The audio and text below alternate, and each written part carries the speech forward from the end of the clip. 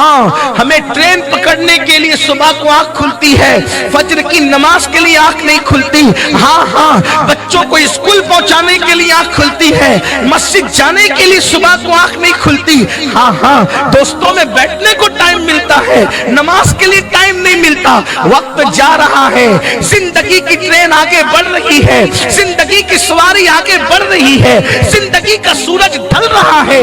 بہت جلد وہ آنے والا آئے گا جس کا وعدہ قرآن کہتا ہے کل نفس ذائقۃ الموت، ہر نفس کو موت کا مزہ چکھنا ہے. ہاں میرے بھائی، وہ موت کی گھاٹی جو بڑی دردناک ہے وہ جلد آنے والی ہے.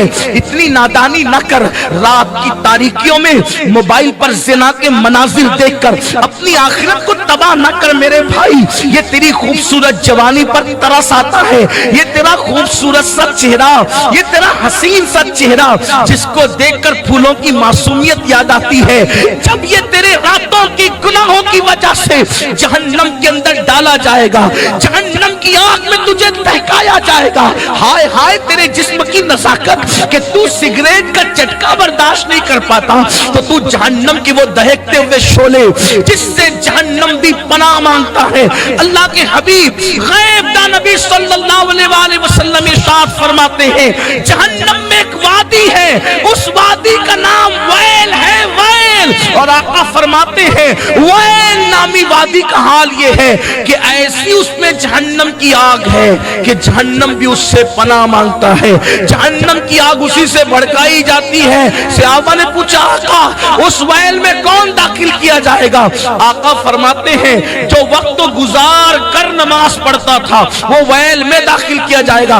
پڑھتا تھا نہیں پڑھتا تھا ایسا نہیں، پڑھتا تھا مگر وقت گزار کر پڑھتا تھا.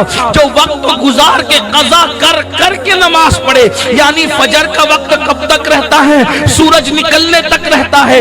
سورج نکلنے کے بعد قضا پڑی، ویل ٹھکانا ہوگا. ظہر کا وقت کب تک رہتا ہے؟ عصر کے وقت آنے سے پہلے تک رہتا ہے. عصر کے بعد ظہر پڑی تو ویل ٹھکانا ہوگا. نماز پڑھتا ہے وقت گزار کر پڑھتا ہے اس کا ٹھکانہ ویل ہوگا، اور جو نماز پڑھتا ہی نہیں اس کا ٹھکانہ کیا ہوگا؟ اب ذرا سنیے، آقا کریم صلی اللہ علیہ وآلہ وسلم فرماتے ہیں جو نماز نہیں پڑھتا اس کو فرعون کے ساتھ قیامت کے دن اٹھایا جائے گا، اس کو حامان کے ساتھ اٹھایا جائے گا، اس کو شداد کے ساتھ اٹھایا جائے گا. آپ مجھے بتائیے ہندوستان میں رہ کر اگر کوئی کسی کو یہ کہے کہ تجھے کچہریوں میں ہندوستان کے باغیوں کے ساتھ لایا جائے گا، اس پہ کیا گزرے گی؟ جو ہندوستان کے باغیوں کے ساتھ آئے گا وہ سوچے گا نا کہ اب پھانسی کا پھندا تو میرے لیے ہے ہی، کیونکہ بڑے بڑے مجرم معاف کر دیے جائیں گے، لیکن ملک کا باغی، ملک کا غدار معاف نہیں کیا جائے گا. اگر ہیلمٹ پہننے نہ پہننے کا جرم کیا معاف کر دیا جائے گا، تھوڑا سا چالان کاٹ کر کے معاف کر دیا جائے گا. اسی طرح سگنل توڑا کوئی سزا جو ہے وہ پیسے دے کر کے اس کو نظر انداز کر دیا جائے گا. مگر ملک سے جس نے غداری کی بولو کوئی بڑے سے بڑا سورسز لائے گا معاف کیا جائے گا، بلکہ کوئی سورس بھی اگر اس کا بن کر آئے گا تو کہیں گے اچھا ملک کے غدار کی سفارش کرتا ہے تو اس کو ہی پکڑا جائے گا. بولو سفارش کرنے والے کو ہی پکڑا جائے گا. کوئی ملک کا وفادار ملک کے غدار کی سفارش کر سکتا ہے؟ نہیں کر سکتا. یہ اللہ کے غدار ہے. قرآن نے کہا فرعون اللہ کا غدار، حامان اللہ کا غدار، اللہ اکبر شداد اللہ کا غدار، یہ سب لوگ اللہ کے عذاب میں گرفتار ہو کے مرے. فرعون کو دریا میں ڈبایا گیا کہ اللہ نے مخلوق کے دل میں اس کی اتنی نفرت پیدا کی کہ دریا نے بھی اس کو قبول نہیں کیا، دریا نے اٹھا کر کے اس کو پھینک دیا. جانوروں نے، کتوں نے بھی اس کو نہیں کھایا، جانوروں نے بھی اس سے نفرت کی، کتوں نے بھی نہیں کھایا، زمین نے بھی اس کو جگہ نہیں دی.